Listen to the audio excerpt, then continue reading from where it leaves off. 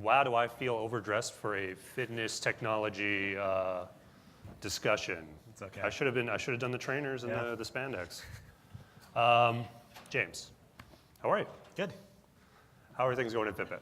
Awesome. I mean, this is our third year at CES, and every year, the whole digital fitness section gets larger and larger.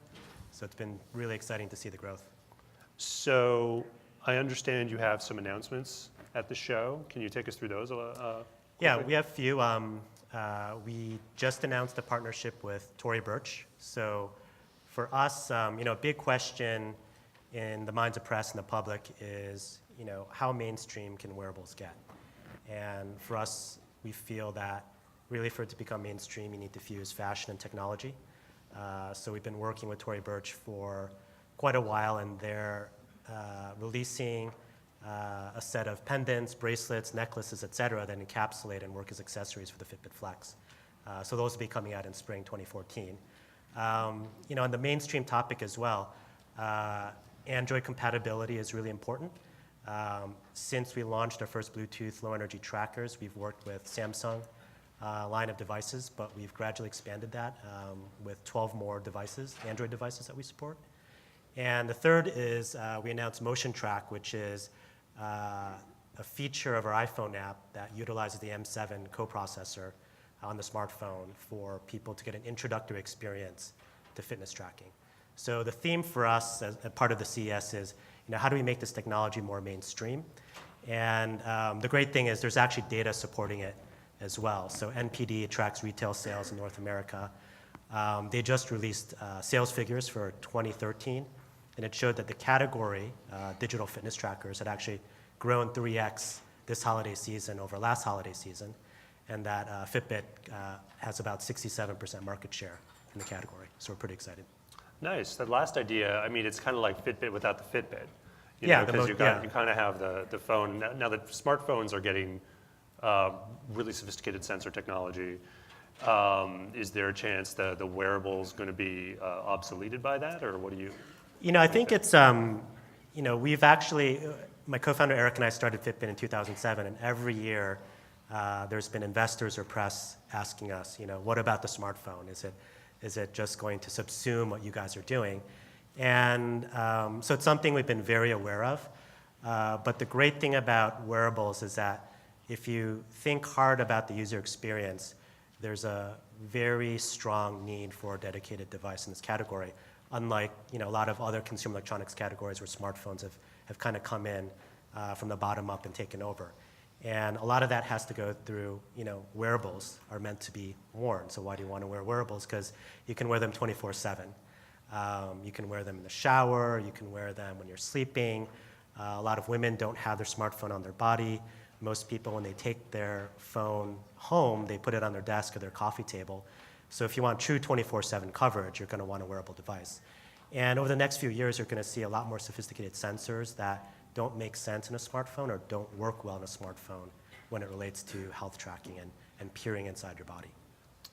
So you guys had a lot of news. A few months previous, you launched the Fitbit Force. Before that, it was the Fitbit Flex. You guys seem to be very consistent in launching new products. What's your secret, and why the rapid iteration? For us, it's a realization that unlike smartphones, where the whole industry is kind of consolidated on a couple form factors. You've got your 3.5 to 4-inch screen smartphone. You've got your phablet. I think wearables are going to be distinguished by the sheer variety of approaches to the market, whether it's price point, aesthetics, size, functionality, et cetera, because people are very sensitive to what they wear on their body and what they show to other people. So, our pace of development is kind of reflects that realization that there's no one size fits all, and we need to make sure that whatever users need, that we have a device that fits it.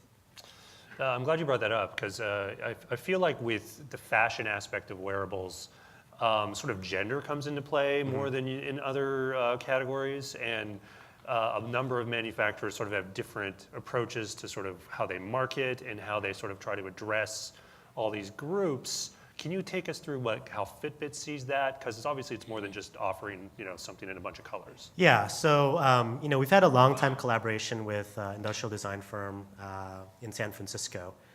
They've created world-class products like Palm Zyre, et cetera. And we have a running joke where it says, yeah, most consumer electronics companies, when they release a product for women, they just think you just make it pink and whatever different color, and that's fine. But in wearables, these are very sensitive and objects that are near to you. So, for instance, there's a lot of talk about the wrist, right? I think everyone gets consumed about the wrist, smartwatches, bracelets, et cetera.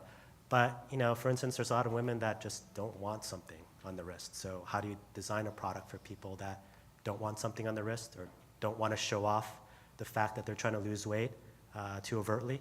And so you think about objects and products that are able to be tucked away or hidden away, and when you think about that, where do they go? Are they comfortable in your pocket? Are they comfortable in their clip to your bra, et cetera? So there's a lot of nuance in product development when you think about wearables that have to work for different genders. So I see a lot of people in this space talk about having a platform. Mm-hmm. And how does that differ from just having a device and an app? I mean, what does that mean to you? Like, we have the Fitbit platform, or this whatever platform. What does that mean with your relationship to your customers, developers, and partners? Yeah, so when we think about platform, we think about what are the goals that the user wants to try to achieve. It might be that they want to lose weight, or they want to become more active, or they want to sleep better. So when you think about it from a user's perspective, let's say they want to lose weight. Well, what are the components of losing weight? It's eating better, getting more exercise, and measuring those things. So we have Wi-Fi connected body fat scale, we have activity trackers, we have nutrition logging on our application. And for areas where we might not specialize in, let's say we're not, there's partners or app partners that do certain pieces of the solution better, we have an open API where we share data with them. So it's thinking about the user's perspective and putting together all the pieces. That's how we think about a platform. Take me through a bit sort of the company's history. Like, how's the Fitbit grown? When did you guys start? Eric and I started the company in early 2007. So it's been almost 7 years now, which is kind of crazy because it seems like the whole category has just sprouted up in the past couple years, but we've been slogging away at it for quite a while. Us and a few other pioneer companies. And the original inspiration for the idea was actually the Nintendo Wii.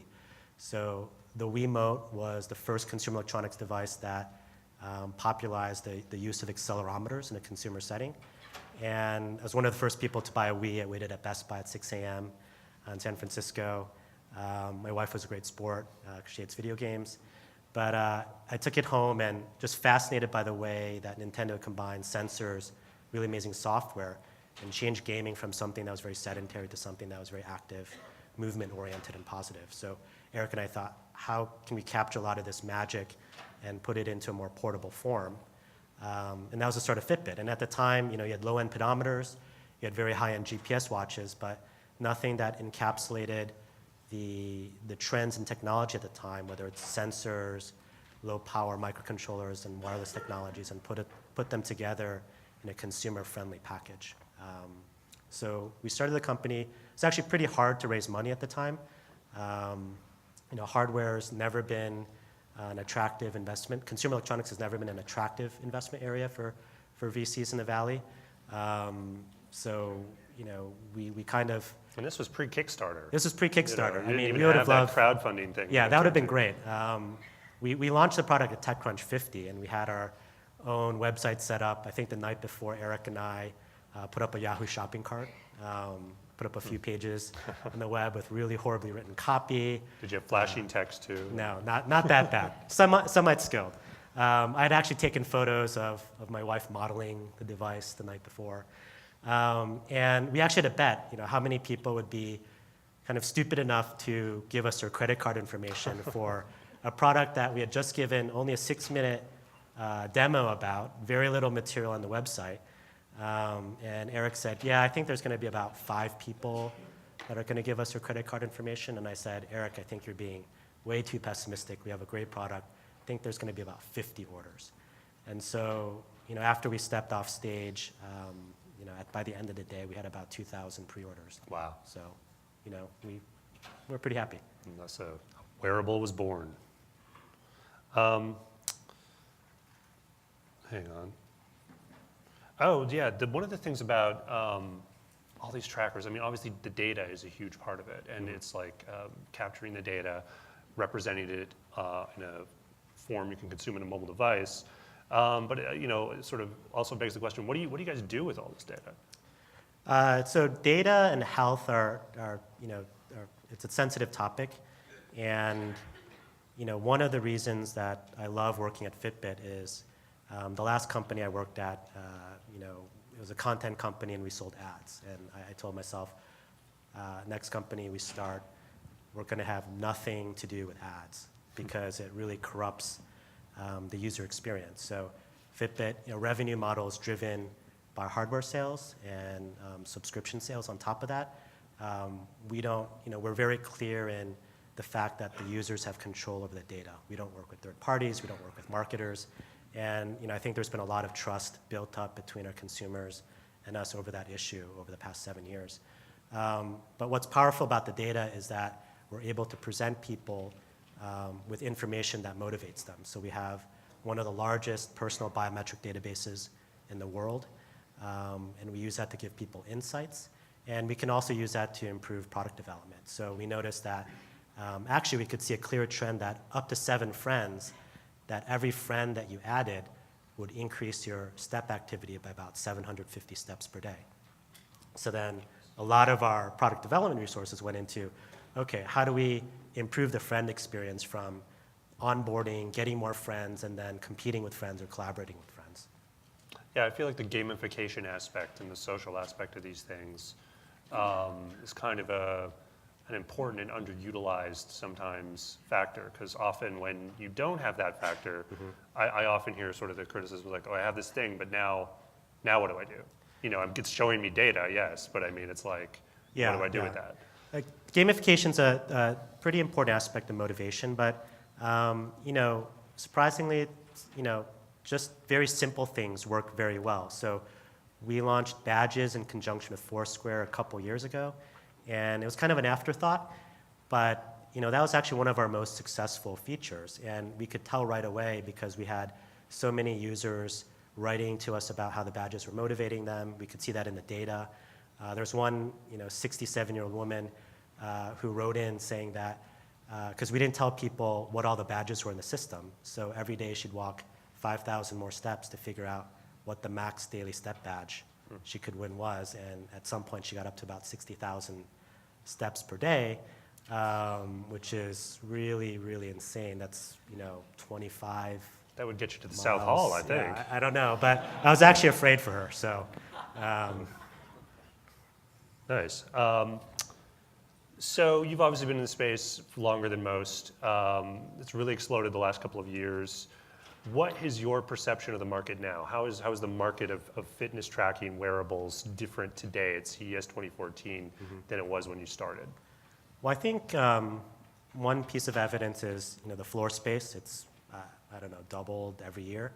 The second is retailer interest. So when we started shipping our first product in 2009, we were selling only on Fitbit.com, and the very first retailer that reached out to us was Best Buy, and they were starting a test in some of their stores. They're ripping out their DVD section.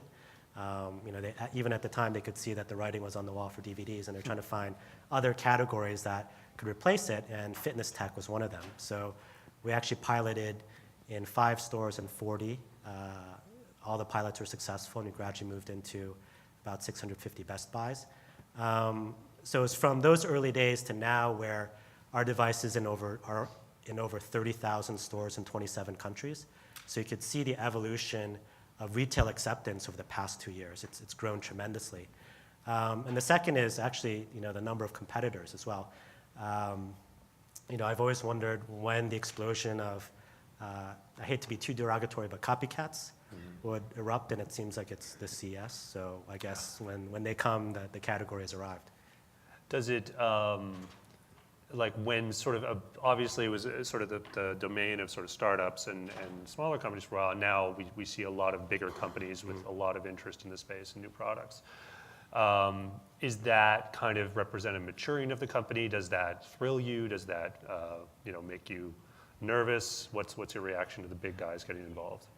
I think if it were a couple years ago, I'd be pretty nervous, but we have a pretty dominant position in the category right now, 67% market share.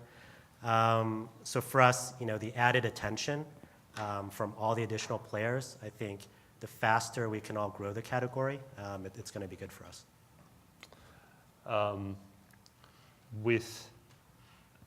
Sorry, I just had something there. Oh, yeah, where do you see, so how important is mobile technology here? Because I feel like one of the things that has enabled a lot of the innovation lately is that like phones have finally caught up to what fitness trackers have been trying to do.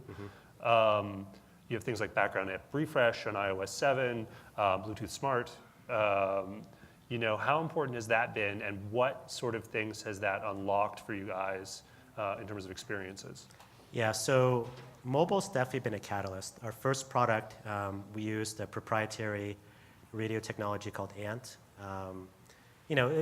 There's a healthy ecosystem around it at the time, but you couldn't call it mobile. So our first device came with a base station, wireless base station that you'd have to plug into your laptop, your desktop, and anytime you walk by the base station, your data would upload in the background. But it wasn't really a mobile interactive experience. And I think what changed was when Apple launched the iPhone 4S with Bluetooth Smart.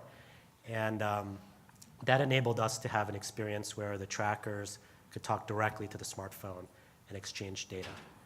And not only that, the ability to do that in the background as well. So you didn't have to fire up the app to sync and see your stats. You could have all this data exchanging in the background. So I think that was a huge catalyst. I think what's kind of held it back is really choppy adoption of Bluetooth Smart, especially amongst the Android ecosystem. We've worked really hard to support Android, but we supported Samsung phones until very recently. Today at CES, we announced that we added support for 12 more handsets, but that's been a lot more slow going than on the Apple side. Any thoughts on other platforms? Windows Phone? Maybe I think for us, it's just a question of resources and market share. So there's another sort of wrist thing in the mobile world called the smartwatch. How do you regard those sort of, and sort of where's the line between fitness trackers, which are getting smarter, and smartwatches, which are kind of doing some of the stuff that fitness trackers do? So, I think I like the fact that we started off as a fitness tracker company because it was very clear to us what our mission was and what we were offering to our users. And I think when you have that clarity, it really drives you as a company. People understand what you're doing. Retailers understand what you're doing. The press understands what you're doing. I think the challenge now with smartwatches is, what are they good for? And as a technologist, it's really interesting and cool to see the experimentation going on. But I think right now it still leaves consumers a little bit out in the cold while people figure it out. Honestly, I don't really know. Like, I have a personal affinity towards smartwatches, but I'm not really a mainstream consumer. So I think the challenge, it's not profound insight. Companies have to figure out what these devices are good for. In the meantime, our strategy has been start with a very clear mission and purpose, and if there's ancillary general purpose functionality that makes sense for a user, for instance, on Fitbit Force, with a future software update, we're going to enable caller ID notification. If there's things that make sense and add value to people's lives, we'll add that. So where do you see the future of wearables, smartwatches, the fitness tracker, the whole category? Where's that going? For us, it's about, how do we continue to be a strong complement to the smartphone and enhance everybody's mobile experience. A lot of that is captured in wearability, in fashion, in data and insights that's presented, and also in advancements in sensors as well. So, the first gen of activity trackers were purely focused around motion sensing, 3D accelerometers. So I'm sure that we'll see an explosion. We're starting to see it today of different sensors, more inertial sensors, sensors that require skin contact. I think the challenge is it's really easy to develop a device that has all these sensors, and I'm sure there's a lot of large companies like Samsung where their approach might be, yeah, let's cram everything in there, see what works. But I'm not sure that aptly summarizes Samsung's approach to a lot of products, actually. No more comment. So it's all about picking the right combination of things, because in wearables, people are more sensitive to form factor, the look, to the battery life, capabilities, price point, all those things. So as a product designer, you don't have the luxury of launching 100 different SKUs because that just confuses consumers more. So what are the right small set of SKUs that hit all the needs of consumers? And I think that's a great intellectual challenge for me and everybody at Fitbit, and I think consumers win if we get it right. Cool. So I've just been reminded you guys recently raised $43 million in funding. Where's that money going? We've been always pretty efficient as a company, so a lot of it's just going to hiring. I mean, 2 years ago, we're 80 people. We're getting close to 240 people right now. So it's all about growing as quickly as we can. Nice. Can take it out to questions. Do you ever see a track where you have different applications for people with different kind of illnesses? Let's say somebody who has a heart disease could download a certain strategy, for being healthy if they have heart disease, or someone else with rheumatoid arthritis could have a whole different tracking methodology for that. Do you see that happening, or just kind of something simple for the masses? I think right now everyone's just trying to get the basics down right. Just things like, hey, can my tracker sync with my Android smartphone? It seems like a very basic thing that you need to be able to do, but it's still been a struggle for us and other companies. So I think in the next year or two, everyone just has to get the core user experience down right. When you say Bluetooth Smart, it's not just a checkbox item. There's a lot of nuance to getting syncing right, getting it working reliably all the time. But I do see a future where, hey, look, you might go to your doctor, or you might go through some automated diagnosis program where the system will say, hey, look, we think you're suffering from these conditions. Your personalized plan is to do X, follow these things, buy these devices. So I think when we can all focus on those things, that'll be really exciting. Yes, hi, Carl Franzen, Urge. I just wanted to ask, thank you. Yeah, thanks for the talk. I just wanted to ask about, there's been as you guys alluded to earlier, a lot of interest from some of the other bigger, more established electronics companies in this particular space that you really carved out quite a niche for your company. And so I'm curious, with a lot of rumors about potentially an Apple wearable device, or just, at some point, other larger players getting into the space and really focusing on it, has that impacted how you approach your company or your product? Is that something that you guys are concerned about at all, that something could come in and just completely disrupt from the top down? And how do you approach that whole, eventuality? Yeah, so it's always hard to create a product strategy that's developed around thinking what Apple might do. Again, I hate to knock on Samsung. It's clear what they would do. They're going to do everything. So you try to find something that's a little bit different. But for us, I think it's great to be in a position where we've really never had to think about what the competition's doing. We've tried to think about what the consumer might need in a couple years. And we work very closely with sensor vendors, with other component suppliers about what the future of wearables might look like 2 years out. And we actually now are in a position to impact a lot of the roadmaps as well. So as a technologist, for me, that's very, very exciting. So for us, the next 2 years are going to be defined about how far can we as a company push the state of technology in wearables and have everybody else catch up. And just a quick follow-up on that note, in terms of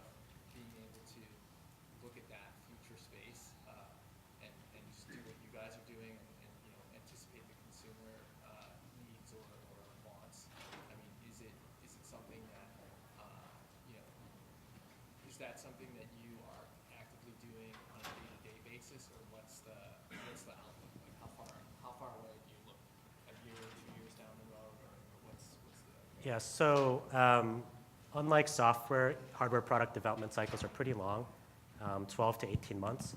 So typically we have a 3-year plan set out, and a lot of that's established with what's the state of the market today in terms of products, consumer acceptance of the products, where is sensor technology going to be in 2 to 3 years out, how can we influence that, and coming up with generally what our best guesses are. I mean, I don't think any of our marketing people are in this room, but we're not really a marketing-driven company. We're a technology-driven company, and we try to fuse enough marketing to make sure that we don't release something that's just too crazy.